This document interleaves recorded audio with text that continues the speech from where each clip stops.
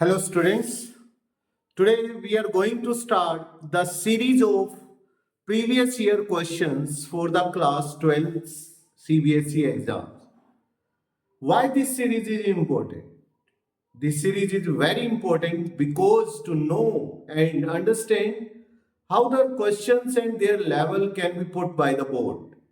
And it is very beneficial for all of the students who are appearing for the plus 2 exams, and this is the context of physics section. तो आज के lecture के अंदर हम paper के अंदर ऐसा कौन सा कंटेंट है जिसको सबसे पहले हमने स्टडी करना था, और वो था case study. You know that there is the weightage of 8 marks in the CBSE board exams, और उस 8 मार्क्स के अंदर 2 केस स्टडी आपको मिलने वाली है. एक सब्जेक्टिव और सेकंड वन इज ऑब्जेक्टिव. सो आज शॉर्ट लेक्चर के अंदर मैं आपको 3 केस स्टडीज यहां पे डिस्कस कर रहा हूं. केस स्टडी इंपॉर्टेंट इसीलिए भी है, फॉर एग्जांपल कोई टॉपिक है एमसीजी, मूविंग कॉइल गैल्वेनोमीटर, आप पूरे टॉपिक को लर्न कर लेते हैं, बट उससे पॉसिबल क्वेश्चंस क्या बन सकते हैं. अगर आप ये देखना चाहते हैं, अंडरस्टैंड करना चाहते हैं, तो इसके लिए मैं आपको एडवाइस करूंगा कि आप केस बेस्ड क्वेश्चन जरूर करें. इवन हर टॉपिक के केस बेस्ड क्वेश्चन जरूर करें. अगर आप इनको ट्रेस नहीं कर पा रहे तो आप मुझे टेक्स्ट कीजिए, then I will provide you. Okay, so सबसे पहले आइए देखते हैं. You know that we are from the AK Impulse, और इसके अंदर आज हम क्लास 12 के अंदर केस स्टडी जिसकी वेटेज 8 मार्क्स है, वन इज ऑब्जेक्टिव, इस ईयर में आया है, ये एक सैंपल पेपर आपने देखा होगा, and the one is the subjective. So आइए सबसे पहले ये केस स्टडी हम एक्सप्लोर करते हैं. इस केस स्टडी के अंदर क्या गिवन है और इस केस स्टडी को हमें कैसे हैंडल करना है, that is a very important. So ये case study basically Kirchhoff's law से है, जो कि आपने करंट इलेक्ट्रिसिटी वाले चैप्टर में देखा था. The following figure shows the circuit diagram, और हमें करंट दिया हुआ है, ये हमें ईएमएफ है, रेजिस्टेंस है, and so on. Okay, so सबसे पहले इस क्वेश्चन में पूछ क्या रहा है, आइए हम उसके बारे में बात करें. लेट वी सी बेटा. सो सबसे पहले आप देखिए, आपसे ये पूछ रहा है answer the which points are at the same potential in the circuit. भाई सेम पोटेंशियल की एक ही कंडीशन है, जिन भी 2 पॉइंट के बीच में कोई रेजिस्टेंस नहीं है, कोई बैटरी नहीं है, no capacitor, no resistance, no inductor, so वो जो आपका पॉइंट्स होंगे उनका पोटेंशियल सेम होगा. सो आइए चेक करते हैं. It is H, G, J, F, ये सभी के सभी के बीच में कोई भी डिवाइस नहीं है, इसलिए ये सभी सेम पोटेंशियल पर है. आप इनको ऐसे लिख सकते हैं. ओके, और कोई है? यस. यहां पर ए, यहां पर बी, और यहां पर बेटा सी. सो ए, बी एंड सी, और कौन है? ये दोनों, यानी डी और ई. सो भाई ये तो पूरा अल्फाबेट ही बन जाएगा, A B C D E F G H. So ये सभी के सभी आपको जो है यहां पर जे में लिखता हूं. So all these points are at the same potential. ठीक है, लेकिन ये सभी एक ही पोटेंशियल पर नहीं है, ये मैंने आपको सेग्रीगेट किया. अब इसको सेग्रीगेट करना है.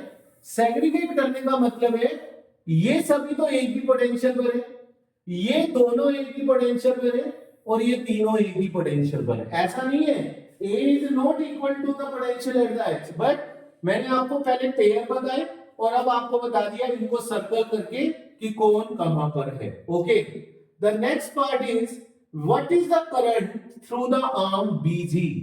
अब BG कौन है भाई? BG ये वाली आर्म है. आपको इस करंट के बारे में बताना है कि इस ब्रांच के अंदर करंट कितना होगा. सो ये हमें KCL और केवीएल अप्लाई करना होगा यहाँ पर। सो आइए केसीएल और केवीएल अप्लाई करते हैं।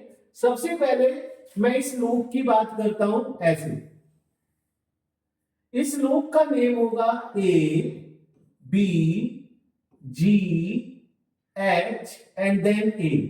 सो here is the current I, let it be the I1 ले लेते हैं। यहां से करंट आई आ रहा है तो इधर करंट हो जाएगा I minus I1। Okay, so sine convention के अकॉर्डिंग द करंट जब यहां रेजिस्टेंस से जाएगा तो मैं इसके साइन लिख देता हूं प्लस माइनस। ये जो करंट बेटा आएगा I1 और जो उधर से I माइनस I1 आएगा ये दोनों कंबाइन होके I हो जाएगा। यहां पे प्लस, यहां पे माइनस, यहां माइनस, यहां प्लस। सो इस टाइप से हम यहां पे साइन कन्वेंशन को अप्लाई करते हैं। सो आइए इस लूप के अंदर हम इक्वेशंस बनाते हैं। इक्वेशंस क्या यहां पे बनती है, let me see. For the loop A B G H A start हमने किया। सबसे पहले हमारे पास ये है R1, तो हमने इसको लिखा minus I1 into 10 because we are moving from this one, यानी positive to negative. Okay, the next one is इधर यहां से यहां पर again minus I into 1 and then negative to positive, that is plus 6 equal to 0. So इस equation को पहले हम सोल्व कर लेते हैं। 6 can be written as I plus 10I1। I को हमने, I जो है अभी हम इसको I ही रखते हैं। सो हमारे पास बेटा फर्स्ट इक्वेशन यहां पर ये बन जाती है जिसका नेम ये हो गया। अब हम सेकंड लूप के लिए चलते हैं। सेकंड लूप के लिए हम ये वाला लूप ले रहे हैं ऐसे, ठीक है। इस लूप को मैं नाम देता हूं यहां पर loop B C F G B. So जब मैं यहां आऊंगा यहां पर तो यहां से I माइनस I1 करंट है, ये प्लस, ये माइनस, ये प्लस, ये माइनस एंड बाकी साइन कन्वेंशन तो ऑलरेडी डन है। सो आइए यहां पर इस लूप की बात करें। I minus I1 into 5 then minus I minus I1 ही होगा, then again 5 and then plus I1 into 10 equal to 0। फिर से हम इसको उधर ले जाते हैं। सो 10I1, यहां पर कोई बैटरी नहीं है, 10I1 और ये 5 और 5 बेटा ये 10I माइनस I1 हो जाएगा। So you can subtract this one. I1 plus I1 can be written as RE. We have the relation, this one I1 can be written as I by 2। सो अब हम इस इक्वेशन को यहां पे put कर देते हैं। अगर हम I की जगह पे put I equal to 2I1 in the 1, अगर हम यहां पे रखें तो स्टूडेंट क्या आंसर होगा, आइए चेक करते हैं। 6 equal to 2I1 plus 10I1, next 6 is equal to 12I1 and we get I1 is equal to 0.5। सो ये हमारे पास I1 की जो एक्सप्रेशन है वो 0.5 आ गया।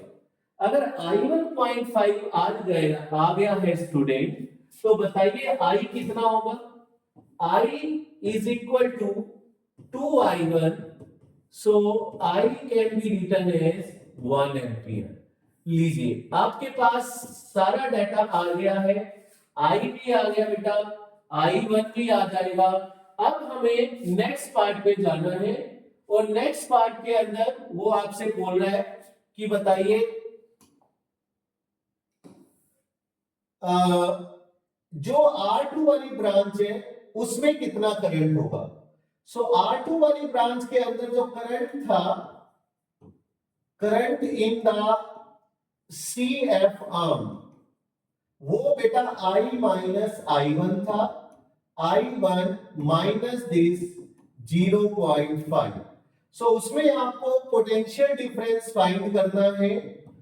सो ये हमारा एक्सप्रेशन रहेगा, potential drop 0.5 into 5 that is 1.25। सो ये हमारा थर्ड पार्ट है, find the potential difference across the resistance R3। The next part is, एक और इसमें मैं आपको पावर भी पूछ सकता है, सपोज कीजिए वो कहता है कि पावर बताओ R2 में। So power can be written as I minus I1 into R2। अगर वो पावर पूछता है तो 1 minus 0.5 into 5, the answer is 0.5 square into 5, और ये आपका बेटा जो आंसर आएगा ये वॉट में आएगा। सो ये इस टाइप की case study, subjective case study आती है जिसमें आपको 4 क्वेश्चंस मिलते हैं। अभी 3 है और एक मैंने अपनी तरफ से बिल्ड किया। सो इस टाइप से आपको केस स्टडी में आपको आंसर फाइंड करने होते हैं। Okay, the next case study is for the prism case study है। यहां पर इस केस स्टडी के अंदर आपको एक प्रिज्म दिया हुआ है, उस प्रिज्म के अंदर जो it is used as a substitute for the diamond because the refractive index and critical angle are this one, which are approximately equal to the refractive index and critical angle of diamond. It has all the property of diamond. Even an expert jeweler is unable to differentiate between the diamond and the strontium titanate a ray of the light। यानी ये जो आपको prism दिया है ये glass का नहीं है, ये एक ऐसे मटेरियल का है जो साइबेरिया में मिलता है, और इसका क्रिटिकल एंगल 24.5 है, और जो क्रिटिकल एंगल है वो 2.4 रिफ्रैक्टिव इंडेक्स 2.41 है और क्रिटिकल एंगल 24.5 है। ये ऐसा मटेरियल है और इससे उस ज्वेलर ने एक प्रिज्म बना दिया। सो ये ग्लास का प्रिज्म नहीं है, that is the very important. तो इसमें फर्स्ट क्वेश्चन है trace the path of the रे। ट्रेस का मतलब होता है कि आपको ये बताना है कि TIR होगा या नहीं होगा। तो इसी डायग्राम को मैं रीड्रॉ करता हूं। ये देखिए, ये 60 डिग्री एंगल है, यहां से अलोंग दी नॉर्मल लाइट आती है और यहां पर ये 90 डिग्री एंगल हो जाएगा और ये बेटा 30 डिग्री। यहां पर अगर मैं नॉर्मल ड्रॉ करता हूं तो ये जो एंगल है ये 60 डिग्री होगा, means angle of incidence is 60 degree. Angle of incidence is 60 but critical angle is 24.5, I is greater than C, तो यहां पर टोटल इंटरनल रिफ्लेक्शन हो जाएगा, ये रे ऐसे जाएगी। So first is the trace the path of the रे, हमने बताया। Second one, velocity of the light through the prism. Velocity of the light बताने के लिए हमें रिफ्रैक्टिव इंडेक्स का ये वाला एक्सप्रेशन यूज करना है।